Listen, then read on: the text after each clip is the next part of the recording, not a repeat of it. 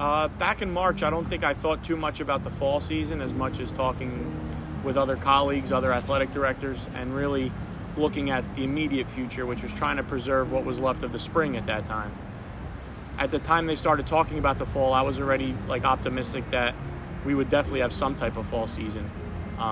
In terms of its length, I was surprised that it was as short, or it took so long to get to, actually. I have to really give a lot of credit to Nurse Wiener and our trainer Gianni Nasanti, because without them, whatever we did up until that point was all them. I put all the plans in motion, but they were the ones that you bounce ideas off of and see where you want to go with everything. The coaches are required to monitor the list of anybody who's cleared or not cleared the daily COVID screenings.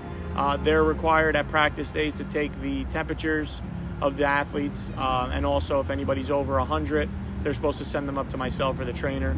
And just a reminder, the coaches have to be advocates for whether they believe in it or not. They have to be advocates for what we're trying to do. The coaches need to know that what we're doing is essential, and they have to keep reminding the student athletes of the important things that they need to do day in and day out.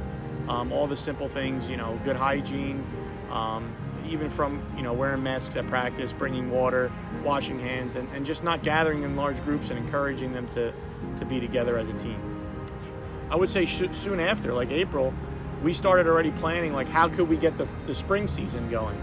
So you figure April, May, June, July, August, September, October. Now we're planning for the winter. So they're constantly there, but I would say a good bulk of 3 months was planning for the fall and trying to roll it out. And anybody who was here the first day of the summer would know that it was in phases, and those phases were carefully watched. And then even in the fall, the first day when we finally rolled out our daily screening, we had lines past Millburn Ave up here because there was one little glitch in the system.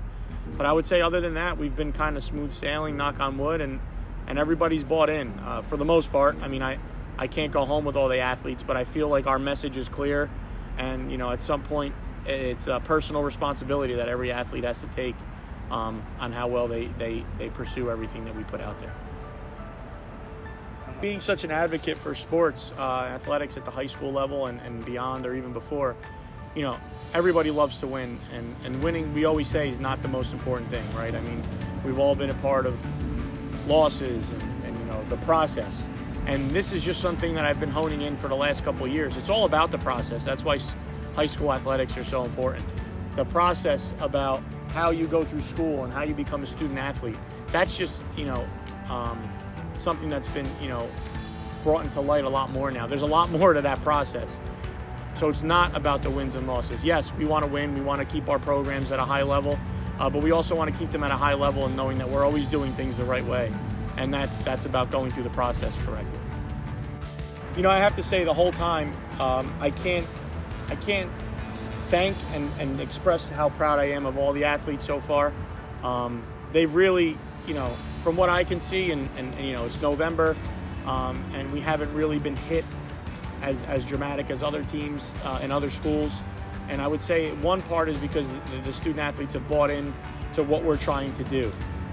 From what I know, all this stuff is coming from kids doing things outside of the sports environment or the school environment in regards to parties and this. And I tell everybody, I said, I'm confident, and maybe I'm foolish, but I believe I'm confident enough to know that for the majority of our student athletes, they're doing the right thing and not really engaging in parties and large gatherings. At the very most, they're hanging out with each other as a team.